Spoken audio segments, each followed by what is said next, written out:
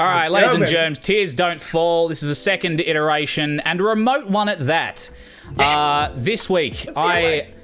I having the most objectively correct subjective opinion of Metallica albums, I got to go first for picks on this home and away style thing we're doing, and I picked the Black Dahlia Murder. Yes. And I feel thank like you for doing so. yeah, hey, you're welcome. I'm in uniform. I'm repping.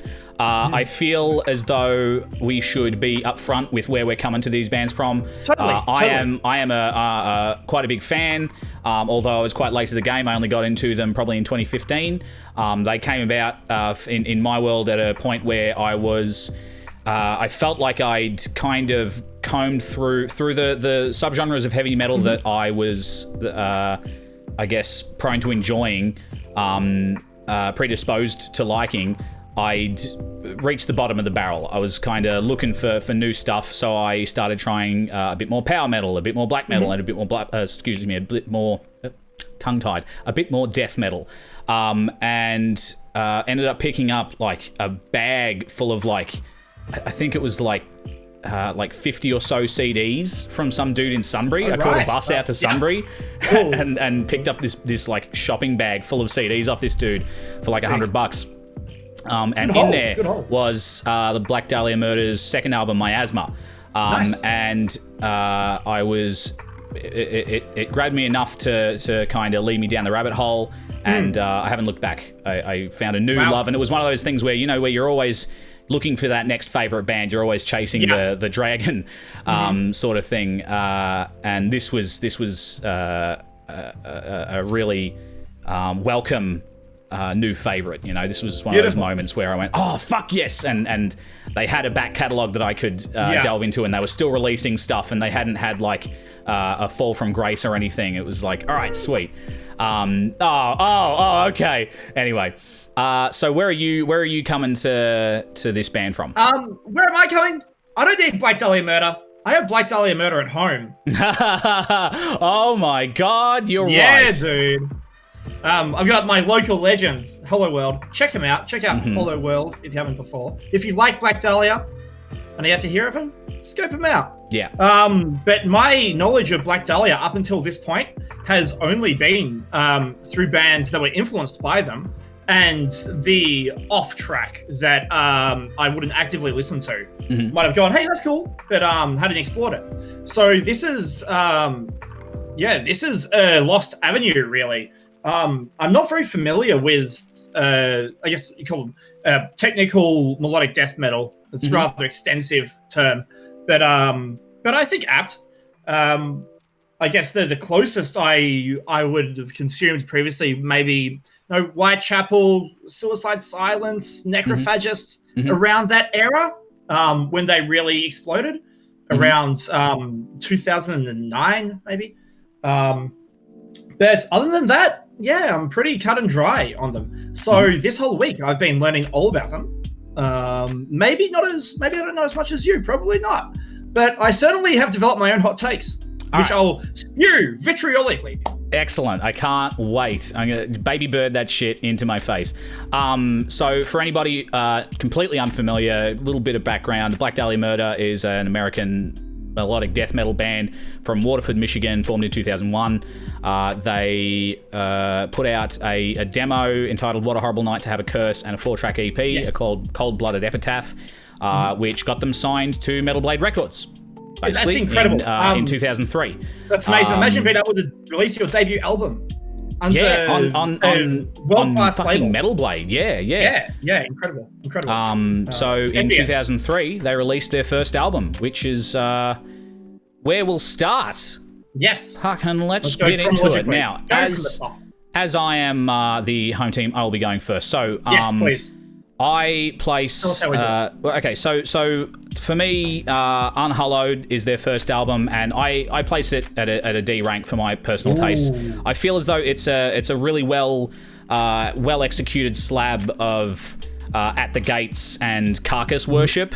Yes. That, while not exactly innovative, is played with an impressive amount of youthful intensity. So I think it's got that going for it for sure. I think the band hasn't found its sound at this point in terms of songwriting, really, and certainly not production. Although you can hear the beginnings, the kind of the start of what will become hallmarks of their sound. It's all in its infancy.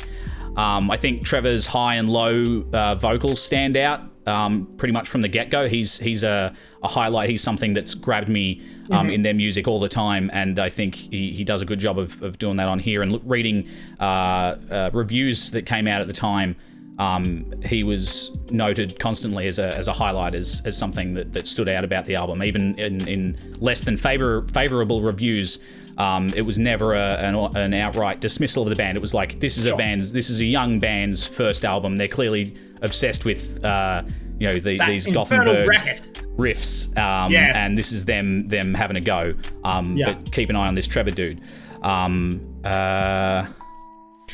What else? I feel like in terms of what I love about the Black Dahlia's later work, it's not all on display here. I think there's a distinct lack of hooks. I like listening to the album. While I'm listening to it, I'm having a good time. But when I go away from it, I find it hard to recall any standout moments from particular tracks. But if we're talking album highlights, I think Funeral Thirst has remained largely a live show mainstay for a while. And I really like Thy Horror Cosmic. I think that's a sick track. And Elder Misanthropy, and I think maybe Closed Casket Requiem have a couple of moments in them that feel so like early 2000s melodic metalcore that I like it just out of like a kind of guilty pleasure kind of thing, where it does like the I can't think Let's of be honest, a riff. the segment is named Tears Don't Fall. Exactly. That's true. It's gonna happen. It's gonna happen. Yeah. I think the production and the kind of naivete that the songs are written with really place it in that it kind of dates the album. It feels like you're listening to something. You put it on, you hit play, and you're like, is it 2003? Yeah, and it is. In this world, in the world of Unhallowed, it absolutely is. Yeah. So where would you place this album? You have shared my sentiments to a T. There are a few key terms that you use there. Carcass worship. Yep. Melodic metalcore, indeed. And something that this does with melodic metalcore is interesting. That to me, it is a meeting of minds with more traditional death metal elements. And I think it meets with surprising cohesion. I think so. I think it works pretty well. Like, as far as you could, if we have to pretend that that melodic metalcore existed, in a positive light, then I think it does a pretty good job. Yeah, and I would say off that, I think you're right. They take, because let's not forget those early melodic metalcore bands, Killswitch Engage, Shadows Fall, Unearthed, stuff like that. They were looking to, they were pinching the Gothenburg riffs and stuff, but they were mixing it with like clean singing and kind of pop sensibilities and stuff. These guys kind of took that and went, but what if this with Cannibal Corpse or metalcore was still being established at this point as well. Wake in the Fallen came out same year, so there was still lots of room for the style to grow, and they already were taking it in a different direction, which is very cool. Good job. The performance is very loose, especially from Corey Grady, the drummer. Has a very human approach to rhythm, which is nice, but is real odds with the mix. They use really punchy kicks that demand precision, and it just is not there, and it really weakens the effort of the album overall. Speaking of the mix, turn down that fucking snare. Oh my god. Most of the album is blasts, and it is just ducka, ducka, ducka, ducka, ducka. It sounds like fucking World War I out here. Cool it, dude. It's wild. I thought Trevor's raspy high vox were really solid, but the lows are still being developed. To the point where I thought maybe Brian was doing back-ends for lows because Trevor hadn't developed it yet. I thought they were pretty weak, but I mean, hey.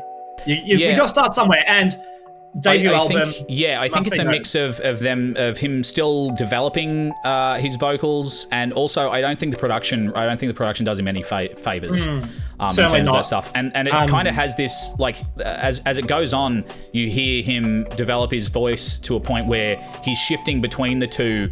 It goes high, low, and everything in between, and can kind of take a note from being this growl to this high thing, and it's really impressive. But on this, it sounds very much like, okay, we recorded a high bit here, a low bit here, a high bit here, low bit here. Here they're laid over the top of one another. Which is, I wouldn't expect much more either. Yeah, exactly. Yeah. They're still finding their own sound, and I think it may take a little while. So. Yeah, some of the negatives, the reason I'm putting it in D, I do think it's amongst the weakest in their catalog.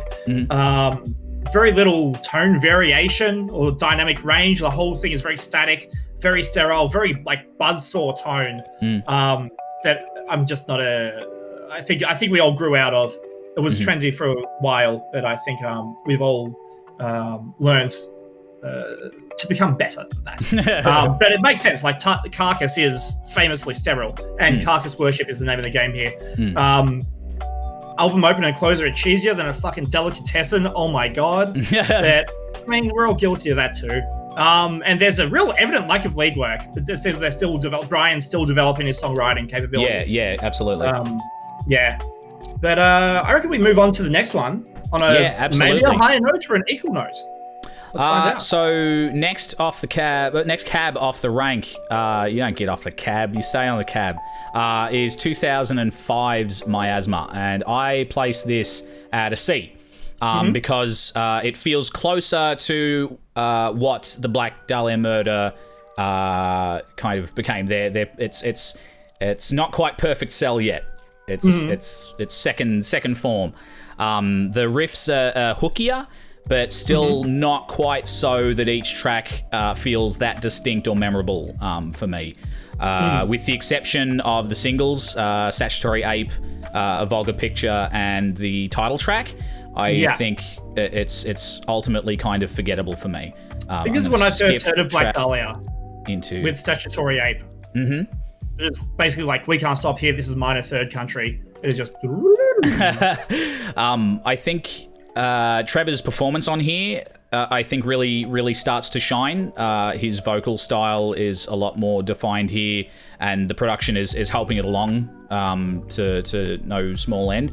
And again, this was the first album I heard by them, and while I didn't go, I love this album, I did go, I really like this dude's kind of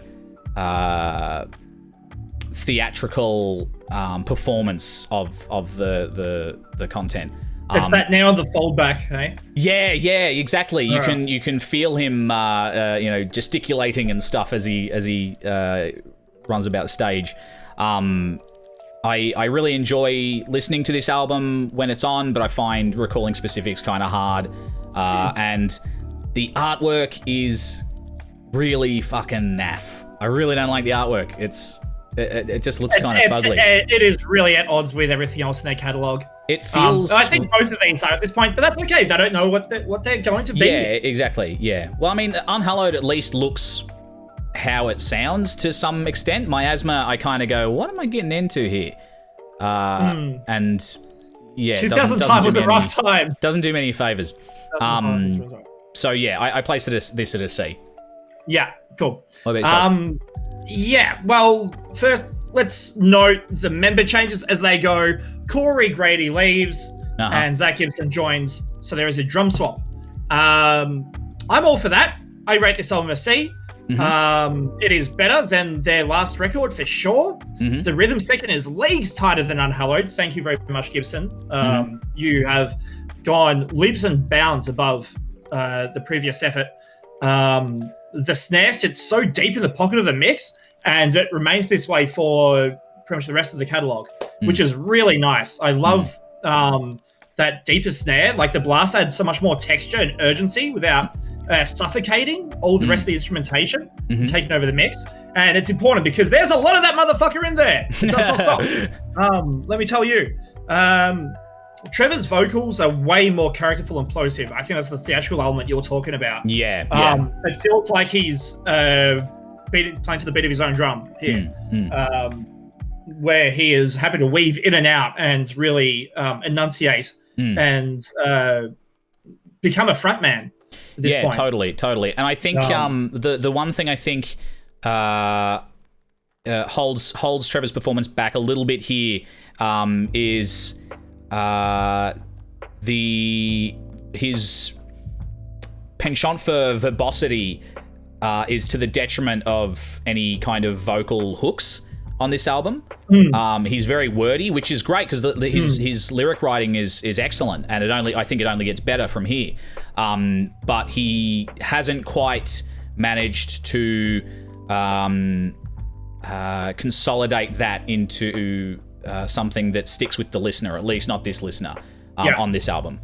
Yeah, like sections don't quite feel like I'll be listening and I'm going, wait, is this the chorus? And then I hear it a second time, I'm like, oh, that was the chorus. And that doesn't happen again. I think it is. The songwriting is definitely it's got a lot snappier.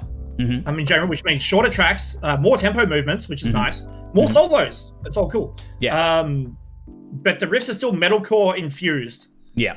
However, I think the best tracks on this album, where Unhallowed, I thought the best tracks were Thy Horror Cosmic, maybe Blackest Incarnation. They were the more death metal centric tracks. Whereas here, I feel like the more grand, or their attempts that building epic tracks are typically the bigger and better ones. They are highlights. The title track, Miasma, in particular. Dave Goes to Hollywood, I really enjoy. But yeah, ultimately, still a C. They have a long way to go. And who knows how long it's going to take. I did listen to this discography chronologically, so I did want to be feeling as if I had a full sense of being on the ground floor for each release and not knowing where they would progress and enjoy that. So, sure. Where are we headed next? 2007's Nocturnal. Now, this for me is fucking S tier, dude. What a leap, bro. This is the album I went out and bought after hearing Miasma, and I was like, this is what I'd hoped they were going to deliver, or that they were capable of, or that I was going to hear upon hitting play. This feels like the first album where it's the complete package for me. I'm so jealous. The artwork, actually really jealous. Yeah. All right. Well, the artwork, the production, the songs themselves, it all feels like they're in service of taking you through this 35-minute death metal nightmare.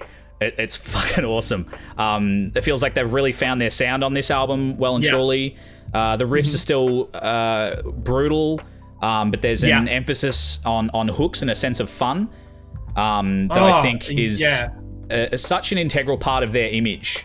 You see them interviewed and stuff, and they seem like fun dudes. You want to hang out with them. And on this album, I think they managed to really infuse that with their sound. I think Trevor is in fine form here. He manages to again reconcile the verbose with the hooky, meeting somewhere in the middle where he reigns supreme as this mad death metal preacher, regaling the listener with tales of all manner of creatures most foul, from vampires to perverted scientists.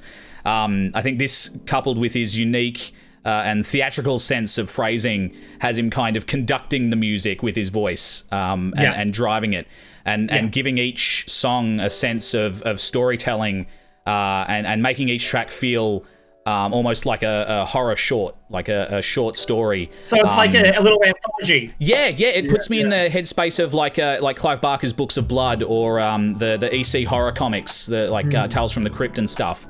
Which I mean, it's no accident that the music for music video, for Everything Went Black is an homage to Creepshow.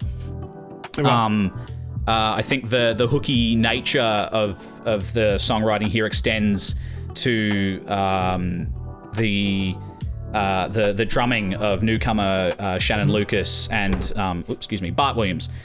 They both fit in so perfectly. I think Shannon's drumming, his phrasing is really interesting and consistently engaging, and it makes me want to check out All That Remains.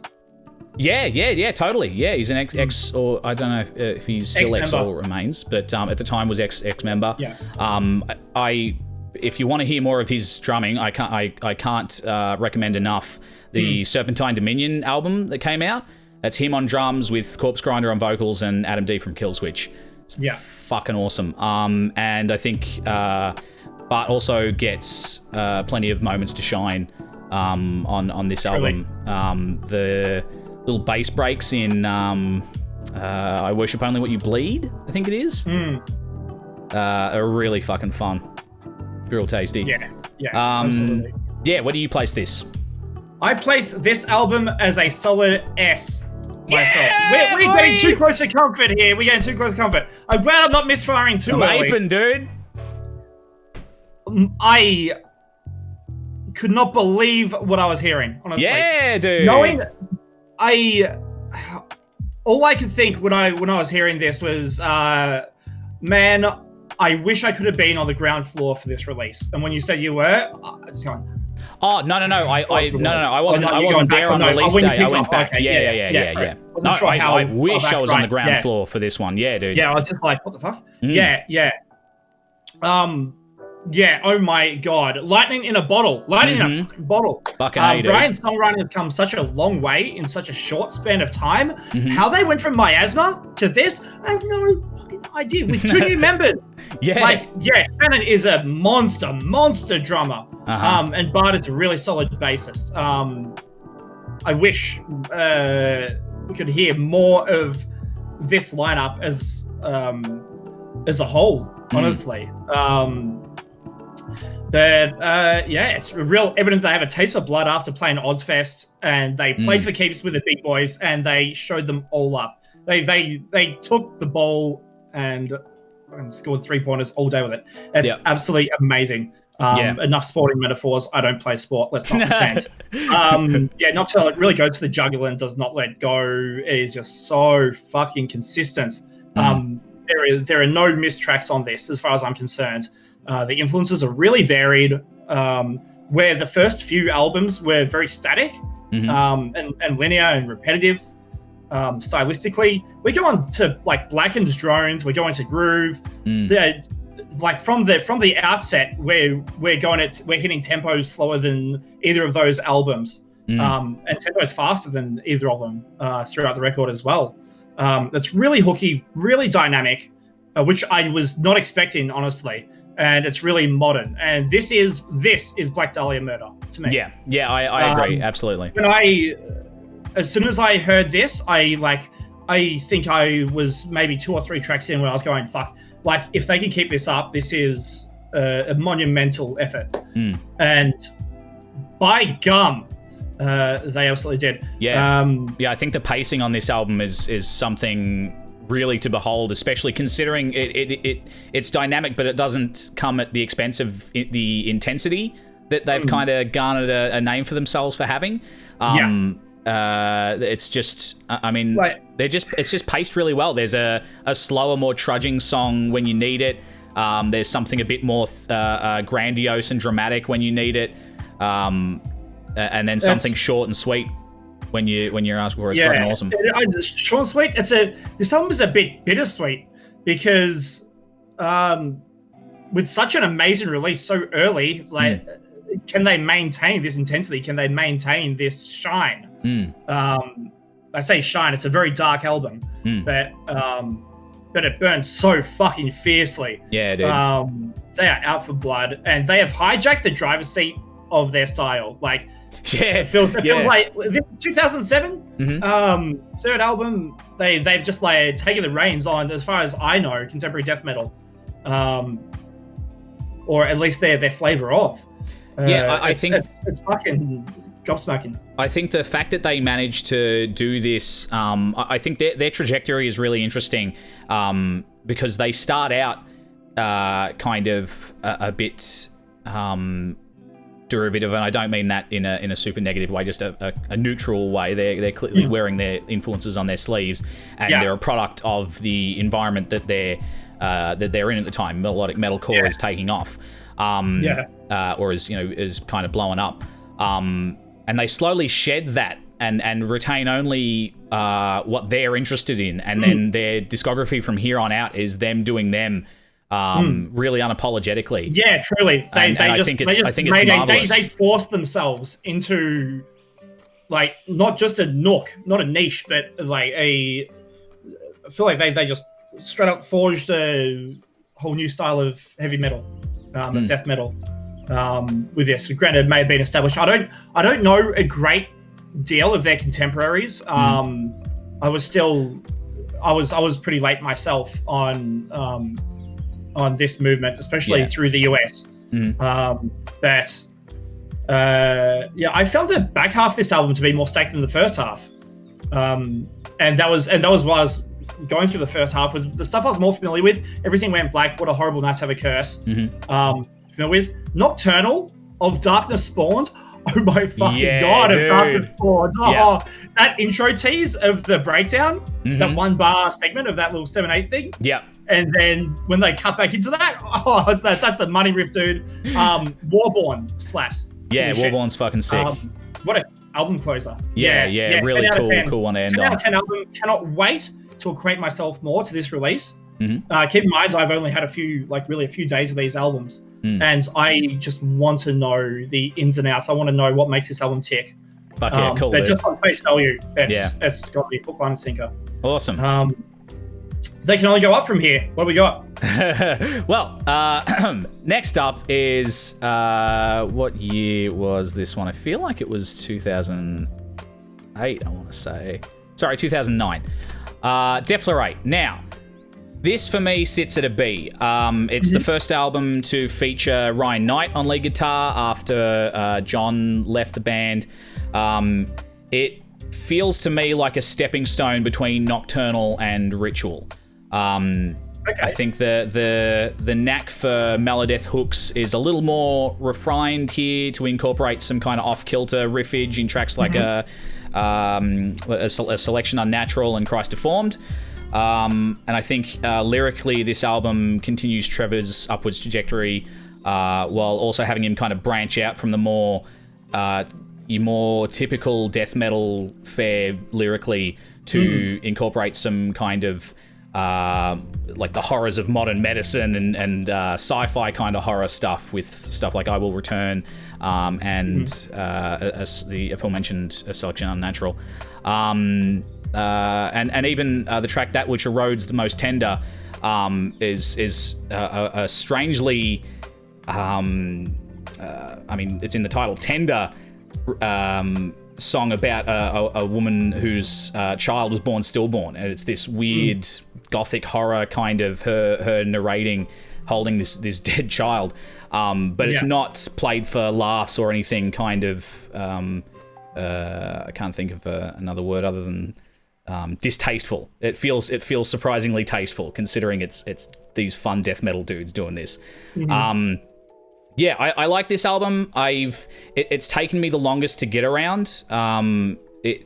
Within the like Black Dahlia Murder fan base, I've heard it lauded quite highly, but I just don't share that sentiment. It doesn't grab me. It doesn't thrill me the way that Nocturnal does, and certainly not the way that their future releases would.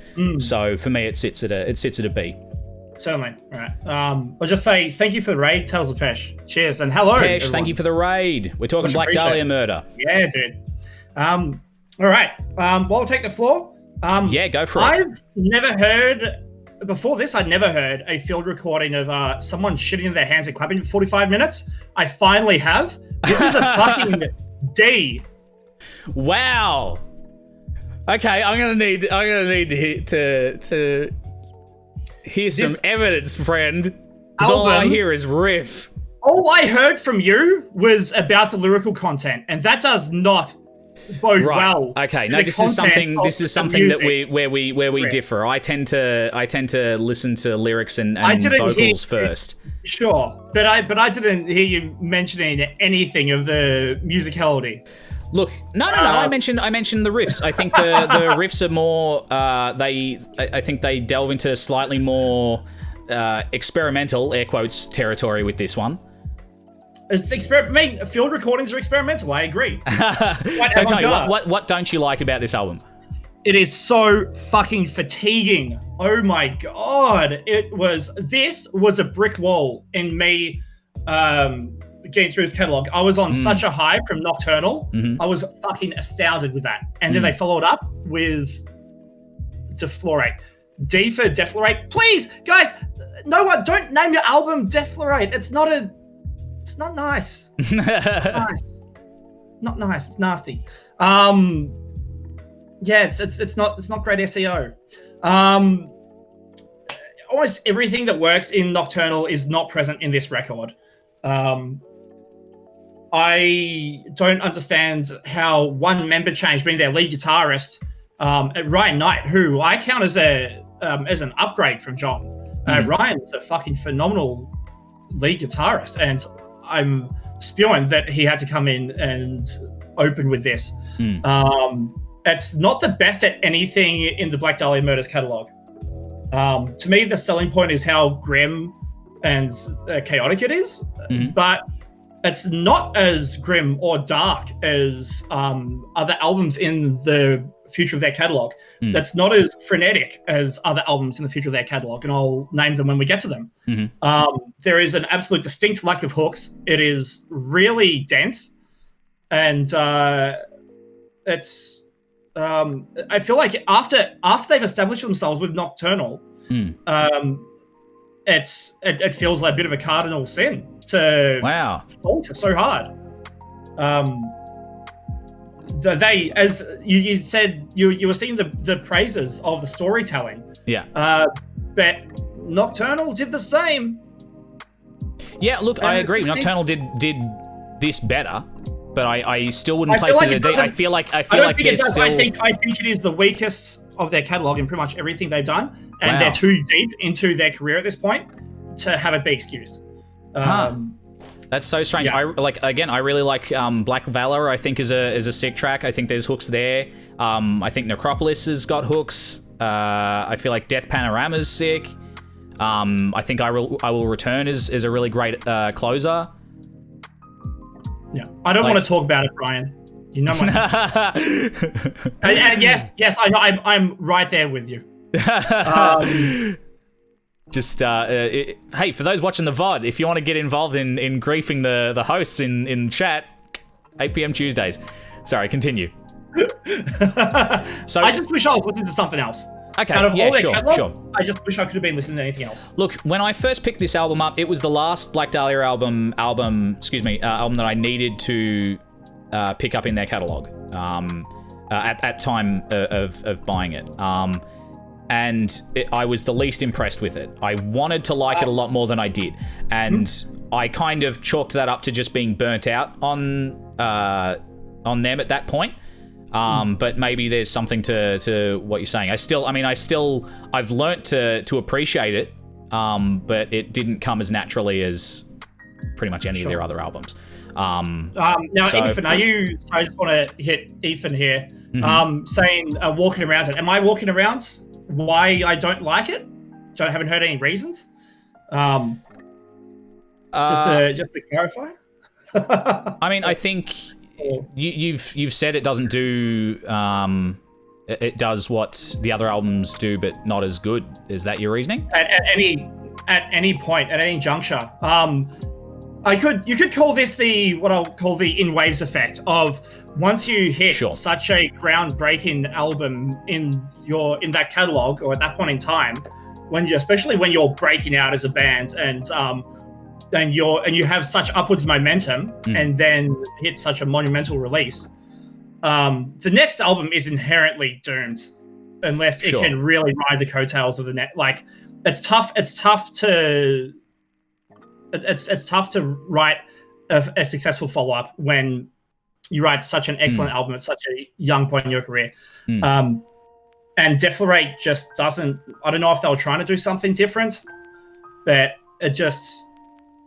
I think I see this album as a stepping stone. I think they were trying to do something different and managed to pull it off with great success on future albums.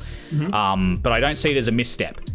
Again, I don't think it's devoid of hooks. I don't think it's devoid of any merit. What's like? Are there any? Is it just a case of none of the songs wowed you? Boring. I find it really boring. Okay. After Nocturnal, Nocturnal does so much and Deflorate does so little comparatively. Yeah. Okay. Like I think it's really night and day. It's a stepping stone in that they fell off a cliff. Okay. All right. Well, shall we move on to greener pastures, so to speak? Please. Greener covers at least. All right. So next up, 2011's Ritual. I place this at an S, dude. I fucking love this album. I feel like Nocturnal, and then some. This feels like a complete package. It's on the longer side of their catalog. It's 44 minutes. Which is like a fucking prog epic for them. And it feels like, at this point, it certainly feels like one of the most three-dimensional albums they've put out. I mean, not to be a fucking nerd and stuff, but even the fucking cover, dude, look at it. It's a beautiful digipack, and the fucking liner notes are like... Love a digipack. Are like part of the case. It's fucking nice. And each song is named... So the album's Ritual, and each song is represents a different kind of ritual. So you got a Shrine to Madness is the ritual of celebration. Moonlight Equilibrium is the ritual of transformation, and so on. It's really cool. The titles felt very Lovecraftian. Yeah. So that was all the thematic elements. And it feels like this album, for my tastes at least, consolidates everything that they do best, in my opinion, and presents it in a more focused and more interesting way than previously. I still love Nocturnal. I would still rate it alongside Nocturnal, because Nocturnal has this kind of... It still has that youthful exuberance that the first two albums has, but it's in service of something greater. Here, it feels a bit more mature, which I really appreciate. I think the off-kilter riffing that they started playing with in Deflorate is expanded upon here greatly, especially in tracks like on Stirring Seas of Salted Blood, Malenchantments of the Necrosphere, and the Great Burning Nullifier, which, special mention, does something very bold. Fucking bong solo, dude.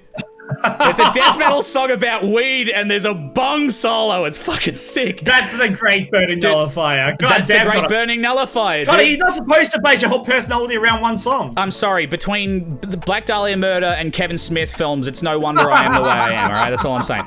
And I think their ability to write straight up bangers is showcased on this album as well. It's not all, funky time signatures and what have you. You got Moonlight Equilibrium. You got fucking Shrine to Madness. And they thrash with the best of the boys on Den of the Picarist. I love this fucking album, dude. What do you think? 90-second song, huh? Yeah, dude. Imagine how quaint. Ritual is a solid A. Cool. It's a solid A. Hey, I mean, considering it's a return to form. Bouncing back from the bottom of a cliff in your eyes. Yeah, there was a trampoline down there. It was like an Acme fucking thing. Yeah, big Roadrunner. Yeah, exactly. Shtick. Exactly. God. Yeah. It's the first album with no member changes. You know what that means? Finally, everyone gets to shine, and this amazing lineup gets a moment of fun in the sun. Ryan Knight gets to flex. It is muy bueno. It's the first album where they exercise restraint, and it leads to excellent results. Whether they work with their production so well, it feels like they really write with a vision in mind of what they... And I feel the same with Nocturnal, but here it's writing into a modern production, into like they're making something marketable here. They're making something you can really package this and sell it and make like a mature but still sort of gateway death metal release. Yeah. I think they walked the line between brutality and accessibility very well. Yeah, a nigh unachievable feat for most, which is really impressive. It's their most mature release by a fucking yard. it's the first time they've really explored their tones. Up until this point, found that the tones have largely been really consistent through the album, which does lead to makes everything feel rather suffocating, which is the point. But it doesn't feel as quite as exploratory as they could, and their peers have shown that you can. So they finally do it. That's fucking awesome. There are so many dark colors and bass-centric sections here. Deflorate has nothing on that dark angle compared to Ritual. The music works so well with the themes. It's so heavy. The textural synths are introduced in this album. I think the experimentation is a very welcome addition, and I hope that pays off down the line. But I think in this one, the jury is out on their integration. I don't think it's very well implemented. There are points towards the end of the album where I feel that they sort of realize it, but I'd rather they experiment and trip with these elements and nail it down the line. So the production here is way more intimate. Everything feels so much. It feels like this album feels like it's playing inside my mind. It's not that it's small. It's just intimate, but it's not compressed. There's still so much dynamic range. It still explodes when it needs to, but it just feels so polished. I don't know if you feel that compared to their other releases. This feels far more contained. Yeah, I mean, and it feels like they've written for it as well. Yeah, absolutely. I think this is the first, or when talking about the album, they've mentioned that this was the first album where it was kind of a 50-50 split between writing between Brian and Ryan. Previous to this, Brian was having to write most of the stuff. Musically, and here Ryan has brought a bunch of ideas to the table. Right, makes and I sense. think it pays off. I think he shines in this record. The lead work is so much more expressive than anything before it. Bart Williams is so far forward in the mix. It pays off. Especially, I mean, we're hearing on Stirring Seas of Salted Blood right now. Fucking, you can feel it in your balls, dude. For me, Moonlight Equilibrium is a real highlight, which we just played. It has this Mustaine sort of lick style that I hear creeping into a lot of their material. It's that very like chromatic chimey approach that I think they use a lot, and I've cited that they're influenced by, which I have a penchant for. So Megadeth is one of Trevor's favorite bands. That's good to know. Why is this not an S? It feels a bit removed from the rest of their catalog. Sure. But I like that. Like this is a high A for me. I don't know if this could break S, because I feel like it lives on a different plane to Nocturnal. Yeah, sure. Yeah. I think I rate it as an S just because I feel like it marks such a significant shift for them. It is. The same way Nocturnal did. It's a tentpole album. That's I think is how I kind of view it. And I think you're right. The production overall of the last few albums, in comparison to this, does feel suffocating. And I think on Nocturnal it works to its advantage. I think it enhances the package that they're putting forward. And then Deflorate, I think it just makes it maybe makes it feel like, even for someone who likes the album, it does feel. You use the word fatiguing, and I will admit that by the time Throne of Lunacy and Eyes of Thousand roll around, the last like 7th and 8th track, I'm starting to feel a little bit like, oh, okay, guys, could use a change of pace. Whereas on this, it's paced really, really beautifully. And Blood in the Ink is a fucking wonderful closer. Dude, and again, just to geek out, and I think this is what has all of their stuff come across as so genuine, is that these dudes are geeks for heavy metal through and through.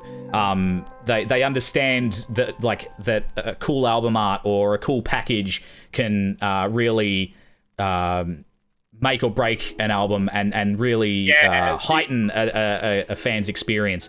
The point here on the lyrics for Blood in the Ink, which is a song about basically committing murder and killing yourself for heavy metal. Like it's their equivalent of the like Manowar song, but it's death metal. So in there they've got a bit in the bridge where you swear your soul to them, to the Black Dahlia Murder, and it's got like name and a line for you to sign in the liner notes.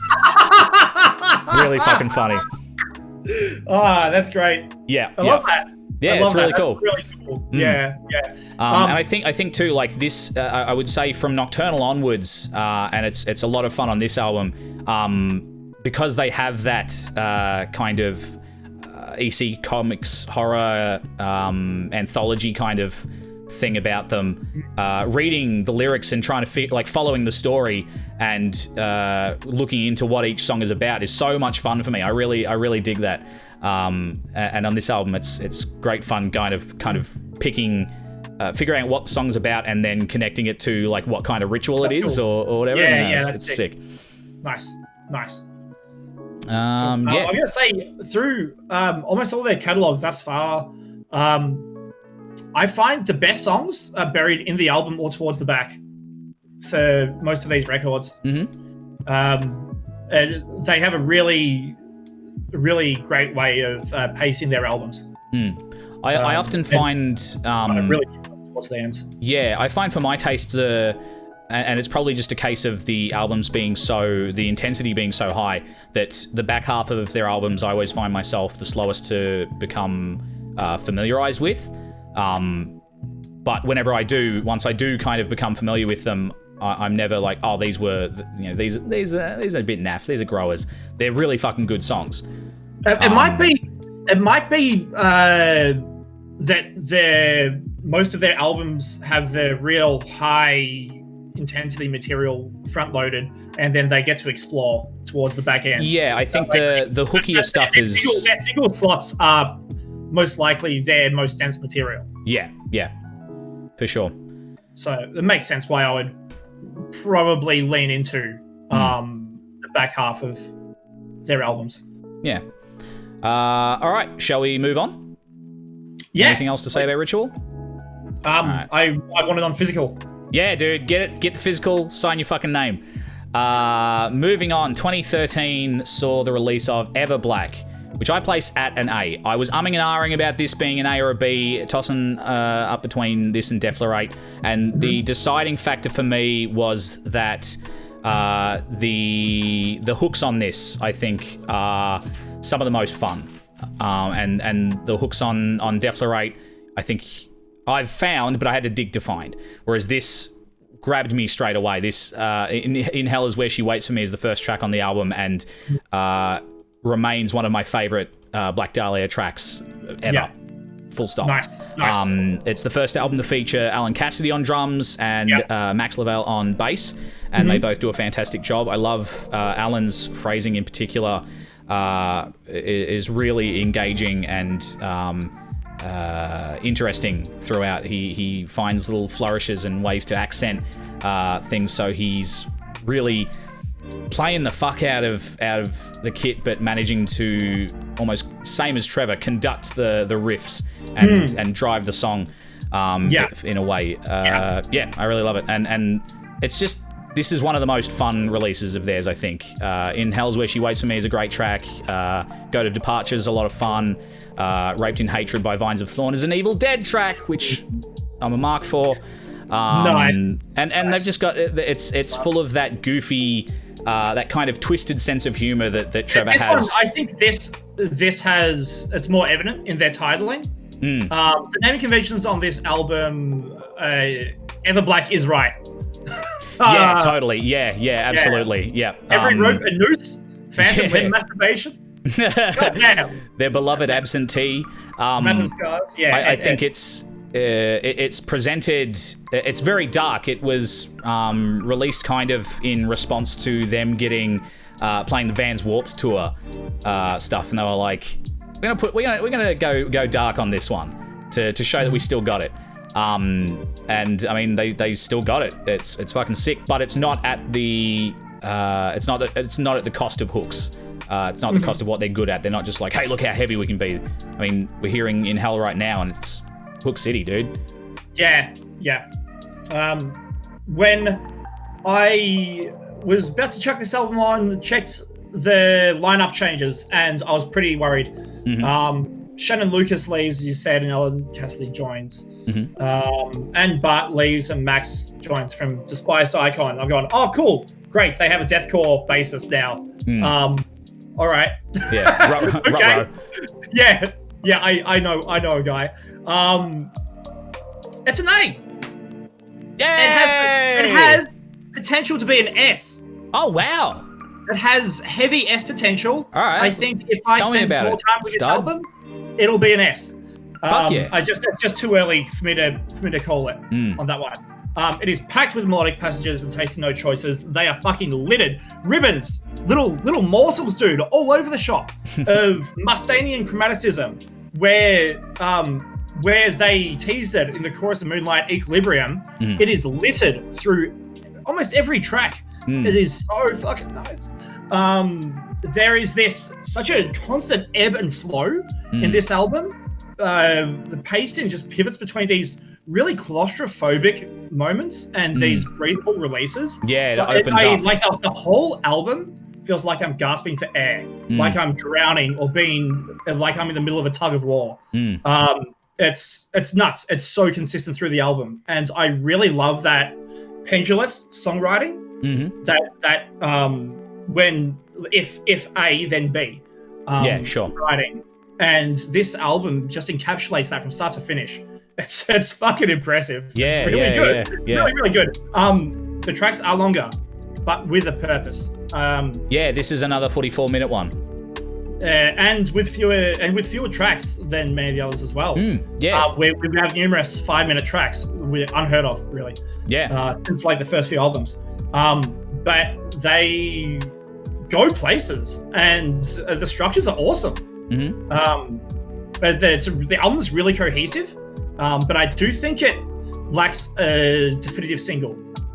You said In Hell Is Where She Waits For Me is one of your favorite tracks. I think I need to spend more time with the album and find that single. Nothing jumps out at me like Moonlight or Nocturnal. Like songs at this point in their career. Well, it's funny. Like, I want to spend the time with this album and find it. They put out Goat of Departure as a single, and it kind of holds the single slot on the album. And that's a great song, but I think, man, it's got to be. I feel as though it might just be a label thing. Raped in Hatred by Vines of Thorn is so fucking catchy. That Raped in Hatred by Vines of Thorn backed onto Phantom Limb Masturbation is a 1-2 punch, and not just in naming. That is the album highlight. Maybe the dissonance of Every Rope and Noose. This is very unlike me to go the heaviest track on here, so dissonant, like deliberately fuck you dissonant. Is the best. I mean, that's the one that ends with just that like bang, and the fucking blasts underneath it. It's disgusting. I don't always lean into the fuck you heavy for the sake of heavy. In this album, it is perfect. It's so fucking clean. Like they just like send you on this back and forth, and this song they just lock you in. It's fucking wonderful. The neoclassical section in Map of Scars towards the back of the album. Teasing things to come. That's indicative of where we're headed next, I think. Second favorite album. Awesome. Well, I'm glad to hear that, dude. Could eclipse Nocturnal. I don't know. Wow, we'll see. I'll spin both and we'll find out. All right, well, next up, 2015, they put out Abysmal, which for me sits at a C. I like it more than Miasma, I like it more than Unhallowed, but for me it sits at a C because it feels like a return to the intensity of Miasma. Not necessarily, it doesn't have any of the metalcore kind of trimmings that either of the first two albums had, but it's an all-out oral assault for 37 minutes. It's the most, like, pummeling listening experience, I think, in their catalogue, for my ears at least. That's not to say that it doesn't have some cool moments. I think Vlad, Son of the Dragon is really cool. Has some cool like gang chants and long stuff. Threat level number 3 is a feat just for Trevor's vocals alone. The way he spits on that track is really fucking cool. And the Advent has dude, this MF spitting. And the Advent has cool use of some choral elements towards the end. I think have it as a standout for me. But overall, it feels like it's leaning more into a more standard death metal sound, where I come away from it again with less to recall. There's less memorable moments on it for me. To me, this is the tech death experience. Sure. I would sooner listen to Deflorate. I would sooner listen to Everblack. I would sooner listen to everything above this album that I rank it than this album. I don't hate it at all. It was the first album that I picked up at the time, like that came out when I was listening to them, and I was thrilled to be in on the ground floor for that. But I just rate their other albums higher. Yeah, that's one of those things where if another band put out this album, you know, maybe I'd be like, whoa, they're going places. But this is Black Dahlia Murder. Yeah, totally. They've already gone places that I like very much. To me, Abysmal is a B for back off, buddy. I'm busy. For back off, buddy, on what? I'm busy baiting. Because Brian has introduced us to his masturbatorium in full force. I think this could have maybe been better off as a different project. It feels like all the feel of Black Dahlia Murder has gone somewhere else here. But that's okay. It's a different element of their sound. Yeah. It's a very dry element as well. It's like necrophagist level tech territory for me. Yes. I hadn't made that comparison, but fuck, that's spot on. Why not listen to Necrophagist or Decrepit Birth instead? It does look it's really intense, and if you like that side of Black Dahlia Murder, it is never explored more than in this album. That's that dry technical side. And if they just want to do an album to showcase that, here it is, tuck in. It's not. I appreciate it. I wouldn't actively listen to it. But I'm going to give it a B because it do what Deflorate don't. And what's that? It is more frantic and frenetic than Deflorate could ever wish to be. Okay. I feel like, I feel like this, and this song's a fucking banger. Oh my god. I feel like Ritual does all the dark better than Deflorate can, and Abysmal does all the intense and crazy stuff better than it can. But I guess in the mix, there's extreme instrumental separation. Perhaps that leans into the tech death style where you can really catch the nuance of every note. But I never thought that would be a negative, but here we are. It feels a little too separated, a little too disjointed compared to a lot of the rest of their catalog, which feels very cohesive in terms of, I guess, the soundscape. I find this a bit relentless to a fault. After Everblack had such cool pacing back and forth, where you're constantly like gasping for air. That analogy, This is they don't let you breathe. Yeah, I think relentless to a fault is a really good way to describe it, because I feel that very much. I don't have much nice to say about it, but I think it's a very important part of their catalog. Yeah, sure. And it is brilliantly performed. Yeah. So I think it belongs in B for brilliantly performed. Yeah, good one. Butt rock. Good one. I think I don't have much nice to say, but I don't have much of anything to say about it, really. It's kind of, for my tastes, like, it's a bit of a non-album. Like, I, again, would sooner listen to pretty much anything else in their catalogue, save for their first two albums. Yeah, Ethan's still salty on the Deflorate. I raise that again because Deflorate would probably be a C if this album didn't exist. Interesting. This album makes Deflorate more redundant. Sure, in turn. sure. You feel like you see the intensity that perhaps you think they were going for on Deflorate done much better here. Yeah. Yes. Okay. Yeah. I think this is more realized, and it damages that. Yeah. That's really interesting. That gives a lot of context. At least, or like, I feel like I have a bit more context for where you're coming from with Deflorate now. Yeah. That's what I'm saying. Like, it doesn't do anything the best. Yeah. Sure. I appreciate that. All right. Well, shall we move swiftly along? Mm-hmm.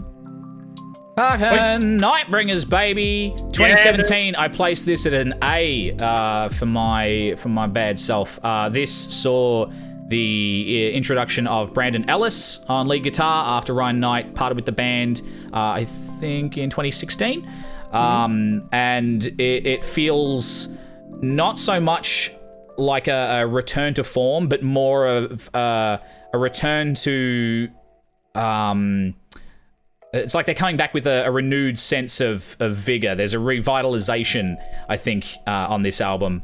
I think Ellis's fresh, creative voice in this one goes really nicely and gives each track a really strong sense of identity. I mean, it's only 9 tracks long, but every single song I can point to and go, oh, fuck, this song does this song does this song does this, and it's all stuff I love.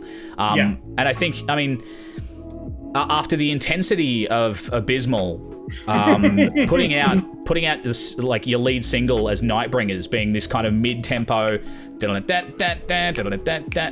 I can show my normie friends this song, and they go, oh yeah, this is cool, I get this. Again, a return to that brutality, but with accessibility. This almost feels like going from Miasma to Nocturnal again. Yeah. In a way, yeah. Yeah. Okay, yeah. I feel that. In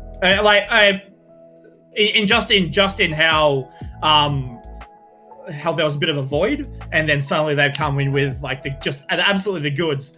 Nightbringers, more like fucking Nightbangers. Hey! Goddamn!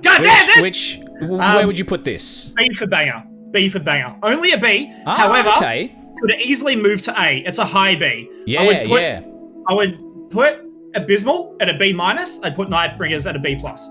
I would really, I reckon, give you another week and you'll have this at a solid A. I reckon. This is another one similar to how Everblack could move up to S. This could move up to A. Yeah, sure.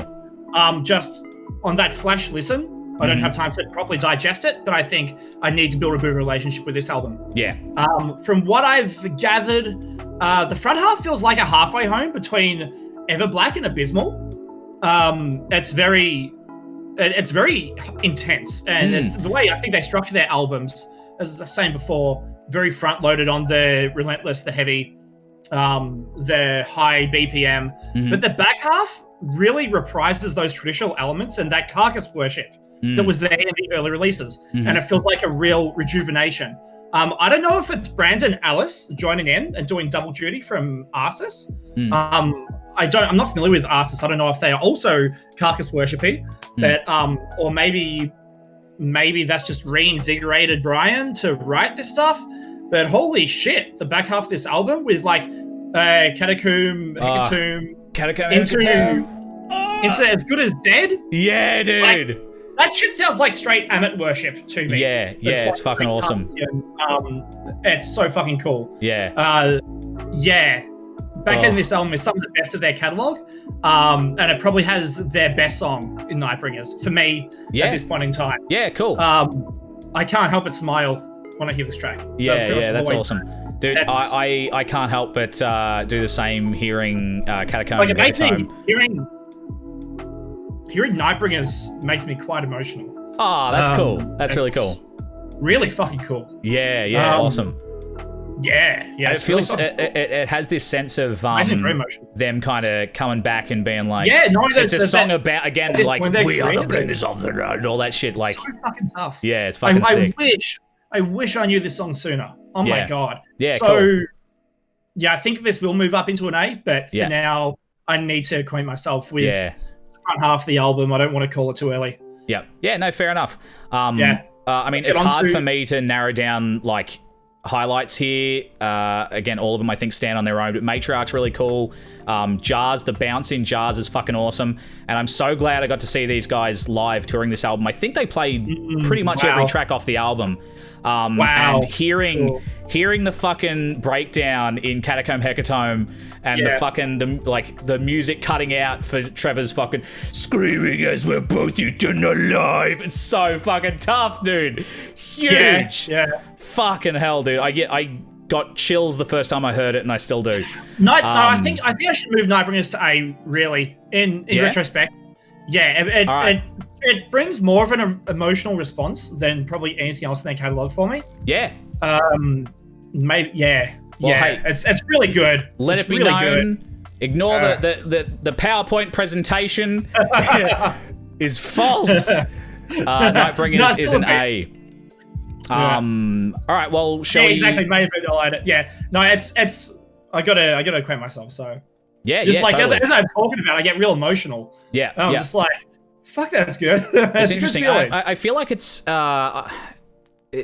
like them coming home on this album in so many ways. Even down to the artwork. Like the artwork for Abysmal has this kind of like PS2 game, like concept art kind of look to it. It's cool, but the style is quite different from their other releases.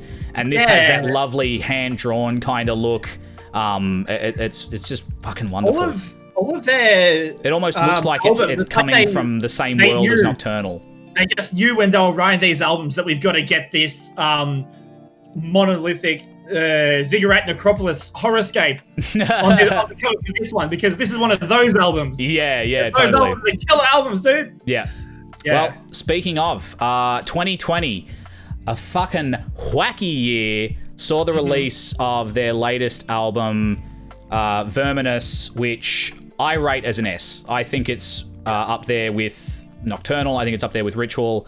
I think it serves it is similar to Ritual in that it's the current lineup. They've had an album to kind of work out the kinks or get familiar with one another and how they write, and this is them working together to the best of their abilities and working off one another in the best possible way. It's another instance of them creating an album that delivers the whole package. The artwork is this putrid sewer kingdom thing. Each song feels Praise be to grandfather like it exists within this world, this kingdom of the Verminous. And the song, the title track Verminous refers to like the underground metal scene as being this like kingdom of undesirables and filth and very Skaven. Yeah, and it's fucking cool. I think I'd liken it to Nocturnal in terms of the atmosphere, not so much the atmosphere of the album as a whole, but just in terms of how it has an atmosphere that permeates the record. With the songcraft of Ritual and the lead work and I'd say brevity of Nightbringers. It feels like this amalgamation of all their best qualities thus far in one fucking sick album. I think it's a slightly more challenging listen than Nightbringers. Nightbringers is very easy to spin. It's quite accessible. This is much heavier and darker sounding. But I think it's a more rewarding listen for it. I've really enjoyed getting familiar with these tracks and immersing myself in the world of the Verminous. And so now every time I put this album on and Trevor's screaming fucking incest and filth, the Verminous live on, I'm like, oh, you man, bro. Fucking love this record, dude. Nice. For me, Verminous, I pretty much... You take the words out of my mouth at every point on this one. Verminous is an amazing representation of all that the Black Dahlia Murder was and is, and hopefully will be. I think this is an excellent time to do this tier list because this album exists. It feels like a celebration of all of their best qualities. And it is more so, to me, an exploration of what worked best in Nightbringers. Namely the back half. Like when I was listening to Nightbringers, I wish the back half was the front half. And then I got to Verminous and went, hey, look. It's the whole thing. yeah. And so where's that place this for you? But it's more than that. For me, it placed it at an A pivoting to an S. Beautiful. In the same way that Nightbringers is a B pivoting to an A, but need to spend more time again. I feel like Nocturnal is the only album that, off the cuff, where it just grabbed me by the fucking throat and told me that it was being put in S. Yeah. I want to develop more of a relationship with these songs. I don't have much more to say than that. It feels like a more realized Nightbringers and a celebration of everything that Black Dahlia Murder is. Yeah, and I think it's an excellent way to if they split through any sort of circumstance, called it a day. I think this could be a really nice album to go out on, as just a celebration of everything that they are. But I really look forward to a long future for them as well. And that's my hot take. Beautiful. Well, thank you for that. Thank you for subjecting yourself to 5.5-ish hours of blast beats that you were previously unfamiliar with. I'm so glad that that you got something out of it at all, let alone that you shared my enthusiasm for Nocturnal and for a lot of this stuff. I think just again a quick aside about Verminous, it being the whole package and them being nerds. I don't know if anybody saw this. They put out, there was a version of an edition of the album where they released it with a homebrew D&D campaign. Oh, wow. Which is just so fucking cool. And the track that we're hearing right now, Removal of the Oaken Stake, was inspired by a role-playing game that Trevor used to play. I can't remember. There's a clip where he's talking about it, and there was some artwork in there that had a skeleton, similar to what's on my shirt here, a skeleton with a stake, like a vampire skeleton with a stake through its heart. Nice. And the stake being removed, and then the vampire regenerating. It's so cool. They're just big nerds, good mates, and with an immense work ethic and a really good sense, a strong sense of who they are as people and what they want to put out as music. And again, the fact that they shed those kind of populist sounds of melodic metalcore from their first two albums, like bit by bit, and Chill Out by the third album, it's not there. And then have released, I mean, everything that they've put out, whether or not you like it or not, it's undeniably them. Well, something I really appreciate is that apart from the D word, it feels like they've never tried to chase or replicate their sound. To me, Nocturnal is their sort of core sound. Like if you imagine a perfect form of something, to me, that's the album. But they haven't pursued that since. They've always moved on to a different angle, a different approach. Ritual is a completely different beast due to its production nature, and them realizing that. Everblack is it feels like you're being washed through the tides, and it's such a different experience. Nightbringers and Verminous is such a throwback to Carcass and more traditional material in a very respectful light. And they don't chase the dragon of their previous successors. That's a always good developing way to put it. Themselves and moving forward. That was very evident through all of those albums being above. Yeah, I absolutely feel that. And I think, I mean, I'm excited to hear whatever comes next, like you said. And if they've still got Brandon Ellis on lead, fuck, man, it's just going to be huge. The leads he brings on Nightbringers, and especially on this, have this kind of regal, majestic quality to them that is really cool, and a unique voice in their mix. So more of it. I want to learn more about Arsis. Yeah. I think I've got like one Arsis CD. I got it in the same bag of CDs that I got by Miasma. Oh, nice. Yeah, I'll have to go back and give it a listen. Yeah. There are so many bands I want to check out just from this. I want to know more about Gorod. Wanna? I want to know about Gorod, man. Tell us about what's Gorod up to. What's Gorod doing? Anyway, that's it. I think those are our lists. So, chat, what do you think? Let's make a poll. Yeah, thanks for picking Black Dahlia Murder. It was difficult to penetrate. I found it very tough to establish my initial posting. But then once I think once I broke into Ritual, everything started falling into place. Awesome. Yeah, I thought that would be the one to win you over. I started running from the most recent and going back. And that was just not working for me. Yeah, sure. Chronologically was definitely the way to go. Yeah, and I will be doing that. I think with TDF going forward every week. Yeah, we'll be taking it chronological. Yeah, totally. It's so exciting to follow the story. It feels like. I think it gives context for what you're hearing. Lives. Yeah, absolutely. Yeah, hearing people develop as musicians and hearing lineup changes and hearing how the new members will bring something new to the table, or again, like Alan has with Shannon, I think, pick up where he left off. Anyway, look, the votes are in, and you take it away. What? Yes. What? Apparently, you schooled me on a band that I've been a big fan of. I'm wearing the fucking shirt. Yeah, well, I'm wearing the better one. All right. Well, thank you very much for that, dude. That was a lot of fun. So, what are you gonna follow this up with, dude? What are we hitting up next time? How are you? You said earlier that you were gonna punish me for inflicting tempo upon you. A week of tempo.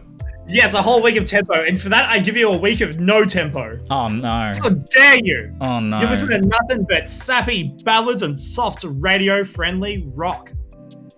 That's right. We're hitting up the Bastard Love Child, the band that is the worst elements of Radiohead and Queen, all in one package. I'm breathing through my teeth already. I don't know, man. It's Muse. Oh! Fucking Muse. All right. Fuck me dead. Adam guessed it. Nice. All right. Okay. Look. To be upfront with my history with Muse, I have listened to maybe 2 of their albums, but not in the last decade. So that's where I'm coming to this from. And Connor has there's also a petty quality to the to my previous experience with Muse and my distaste for them, but that can wait until the next iteration of Tears Don't Fall. Look, once upon a time, you divulged to me that you're. I gave you ammo, didn't I? A single song, and this is the way this is going from now on. Yeah, you give me it's all just these. Gonna be us. Yeah, it's gonna be us griefing each other. Yeah, you give me 6 hours and 240 BPM. Fuck you. Yeah, like here's twice that. It's all downhill. Yeah, exactly. It's all downhill from here. All right. Yeah. Well, very exciting.